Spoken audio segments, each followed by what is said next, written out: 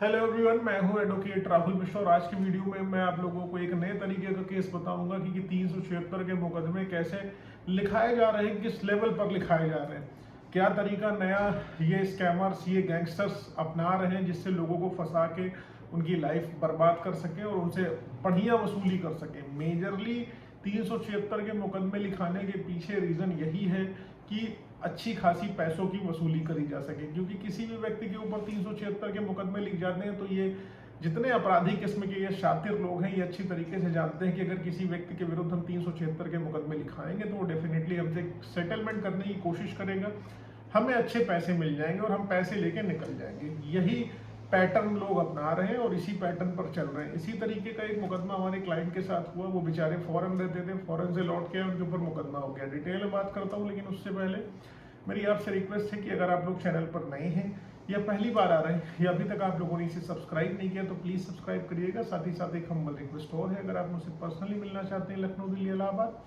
तो अपनी appointment schedule कराकर मुझसे मिल सकते हैं। नंबर आपको डिस्क्रिप्शन में मिल जाने वाला है।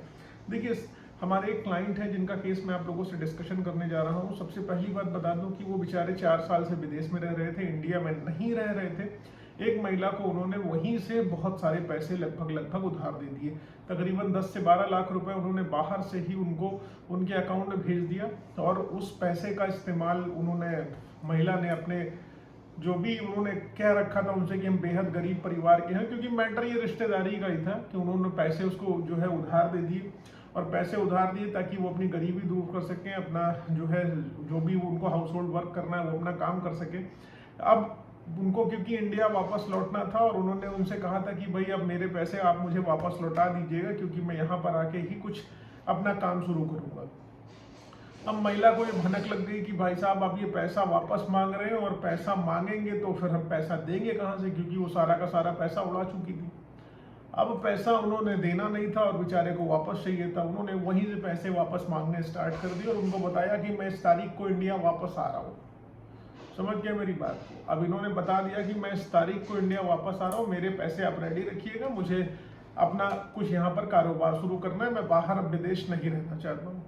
उस महिला ने कहा ठीक है, आ जाइए, आपका पैसा आपको सही सलामत एकदम वापस मिल जाएगा। अब भाई साहब जैसे विदेश से लौट के आते हैं, इनके ऊपर क्या होता है कि तुरंत 4 दिनों बाद FIR एक लॉन्च हो जाती है कि फलाने व्यक्ति ने मुझे शादी का झांसा देते हुए मेरे साथ शारीरिक संबंध बनाए।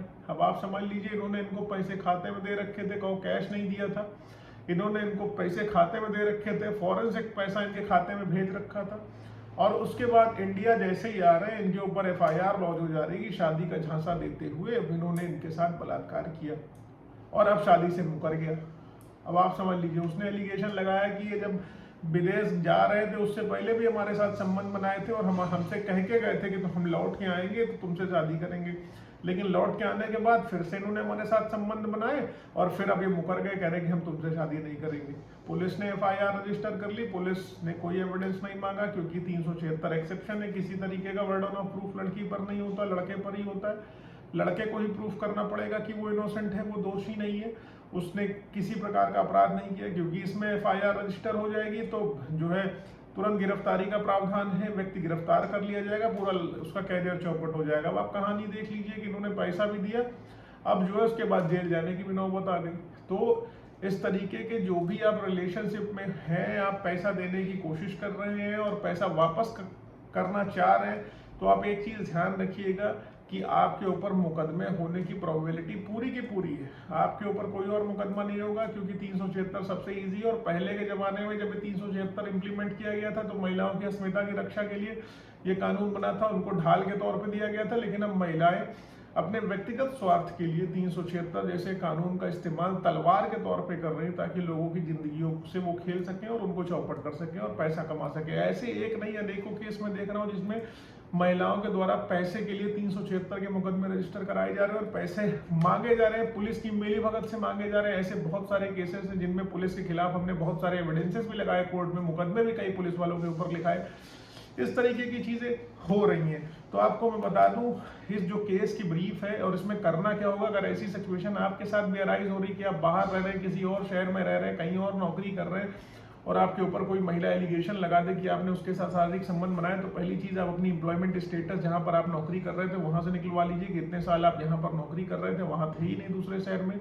अब फॉरेन में हो तो पासपोर्ट पे वीज़ा की डिटेल्स एकदम कन्फर्म रहेंगी, तो आपकी प्रोटेक्शन इंश्योर हो जाएगी। लेकिन 376 में कोई लिमिटेशन नहीं है, तो किसी भी समय का किसी भी घटनाक्रम को दिखा के आपको गिरफ्तार कराया जा सकता है। तो जब भी ऐसी एफआईआर आपके विरुद्ध रजिस्टर हो रही है तो आप समझ लीजिए तुरंत आपको क्वेश्चनिंग में आना है, एफआईआर क्वेश्चनिंग में इमीडिएटली आना है। हालांकि एफआईआर क्वेश्चनिंग बहुत टफ होती है, लेकिन आपको एटलीस्ट पुलिस से गिरफ्तार होने से बचा लेगी, अरेस्ट मिल जाएगा, आपकी गिरफ्तारी नहीं होगी। अब एफआईआर क्वेश्चनिंग टफ इसलिए होती है क्योंकि पुलिस को एक प्रोविजन होता है, एक राइट है उनके पास कि वो चार्जशीट सबमिट कर सकते हैं विवेचना करके। तो विवेचना फर्जी होनी है, पुलिस लड़की के खिलाफ कभी कुछ जाएगी नहीं, क्योंकि उनको अपना बचाना होता है टोपी, और वो आपके खिलाफ आपके जितने एविडेंसेस होंगे उन एविडेंसेस को कंसिडर नहीं करेगी, आपके खिलाफ ही चार्जशीट लगा देगी। पहले एफआईआर क्वेश्चनिंग में आना है, फिर चार्जशीट क्वेश्चनिंग में आना है। अरेस्ट होने से बचना है तो अगर आप एंटीसिपेटरी बेल में गए तो एंटीसिपेटरी बेल सबसे नीचे पड़ेगी, एंटीसिपेटरी बेल वहां होगी खारिज, फिर आप हाईकोर्ट आओगे तो वहां पर तब तक आप गिरफ्तार हो चुके होंगे, क्योंकि एंटीसिपेटरी बेल डाल देने का मतलब ये नहीं हो गया कि आपकी अरेस्टिंग नहीं होगी, पुलिस आपको मीनवाइल अरेस्ट कर